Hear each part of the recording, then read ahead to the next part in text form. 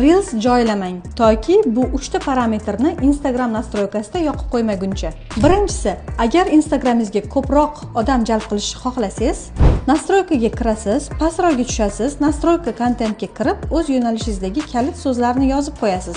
Shunda Instagram sizni kontentingizni kimga ko'rsatishni yaxshiroq tushunadi. Ikkinchisi, profilingizga ko'proq odam jalb qilish uchun sirli funksiya. Albatta, u telefonda yo'q, kompyuterdan kirib, redaksировать profilni bosasiz va rekomendatsiya tugmachasini belgilab qo'yasiz. Bu nima degani? Agar odamlar sizni yo'nalishingizdagi boshqa raqobatchilaringizga podpiska bo'lishganda, sizni akkauntingiz mana bu yerda ko'rinishni boshlaydi. Nima aytayotganimni o'zi tushundingiz. Bu bilan biz birovlarning podpischiklarini o'g'irladik. Eng oxirgi muhim qadamni hozir aytaman. Biz jamoamiz bilan o'z keyslarimizda mana bunday millionlab jonli prosmotrlarga ega bo'lib kelyapmiz.